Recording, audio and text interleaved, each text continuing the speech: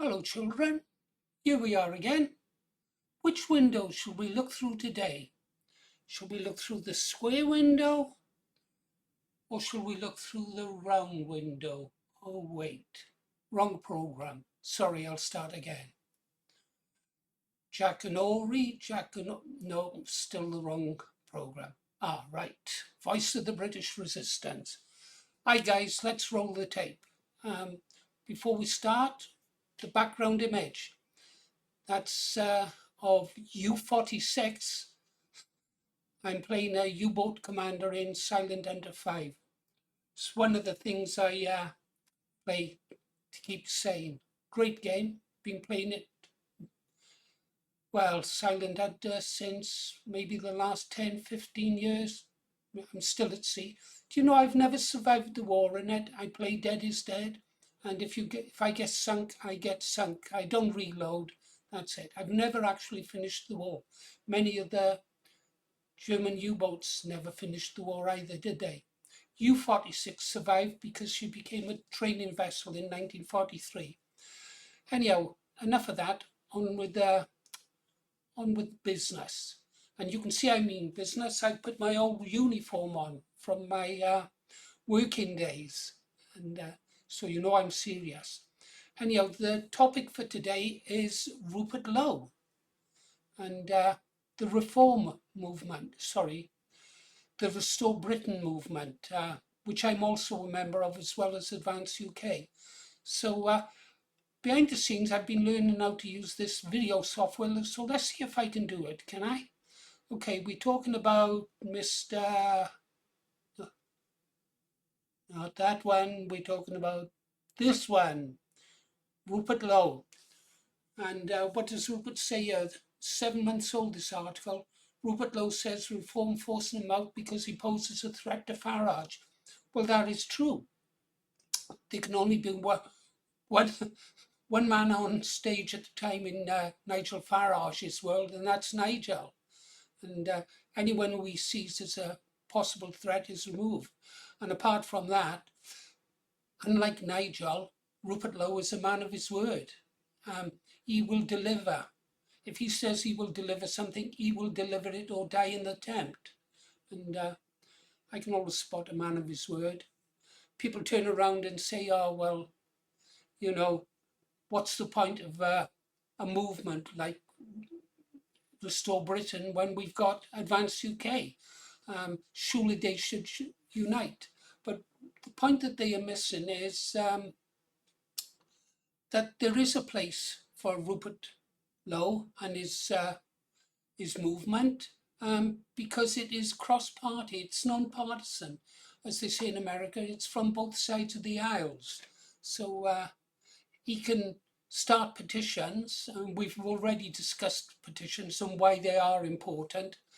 Don't let anybody tell you any different. Anyone who says, oh, we shouldn't waste our time signing petitions are people who don't want information getting out to the public and the public seeing just how many people support the current cause.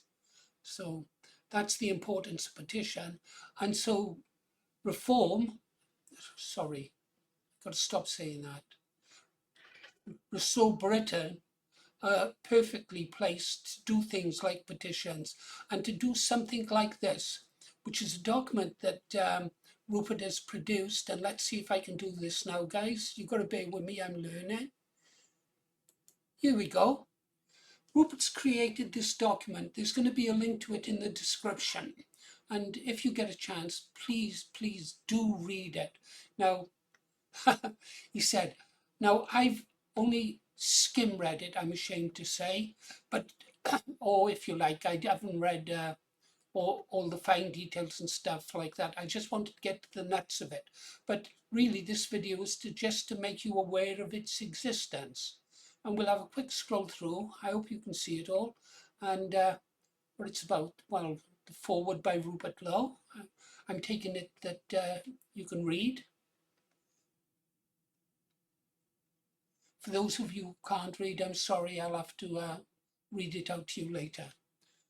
Right, executive summary, yeah. The legal obstacles to mass deportation. Feel free to just pause the video at any time.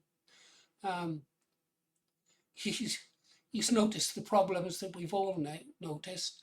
Most of you are going to be singing along with the rest of the choir because you.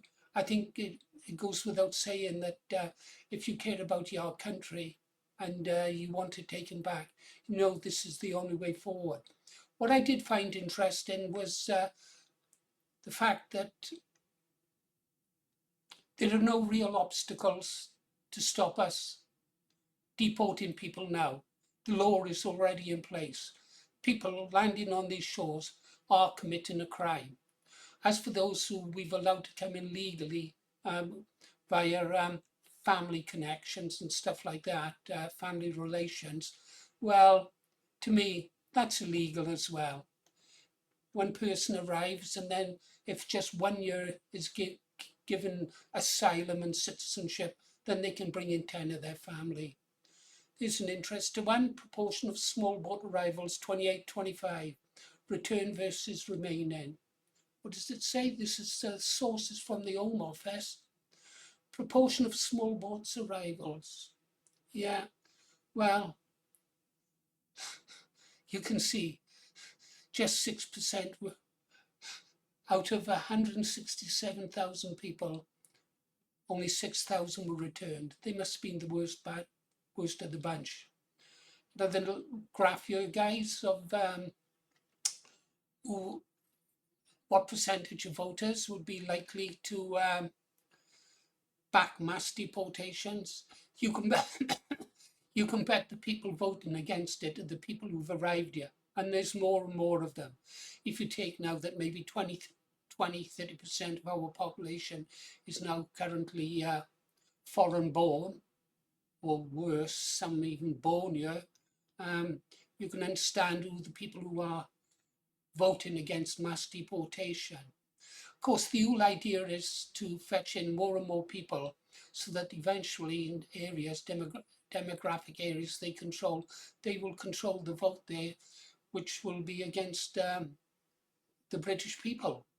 You know what politicians are like for wheeling and dealing and deals in back doors and stuff like that, which is why down the road, Advance UK are going to have to think about a new system for the electorate. Personally, I favour a direct democracy because it's fairly obvious that what we live in now, a representative democracy, just doesn't work. You can see that by the rotating dictatorships of Labour and the Tories. So we're going to have to change to a direct democracy, to something similar like Switzerland. And we'll make a video about that. Right. Part 1, the legal obstacles. Yeah. Well, listen, I think you've got the point, haven't you? I'm going to leave a link to this in the bottom. And we will... I'll leave a link in the description. If you get a chance, do go and read it. Now, this article's going to be posted at 1 p.m. in the UK.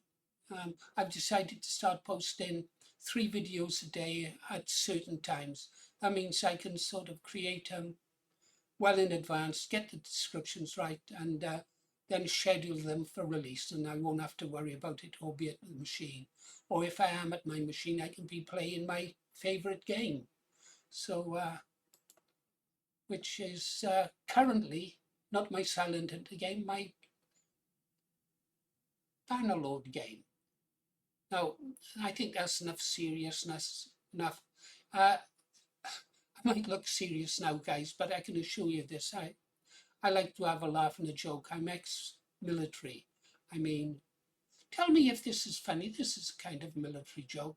We all know about sort of the Duke of Wellington at the Battle of Waterloo, and that the British officer was riding next to him when a cannonball blew off his leg, and in typical, you got to hand it to the English, their understatement. The officer who had just lost his leg said, "My God, sir, I've lost my leg. And Waterloo, Wellington is reputed to have said, my God, so, my God, sir, so you are. Well, actually, in the military, that we changed that to the officer says, my God, sir, I've lost my leg. And Wellington says, don't worry, you haven't. Look, it's over there. Well, I liked it. But that's, I think that's a military sense of humour. Another thing is, you might have heard me mention my great granddaughter. She was 5 last week.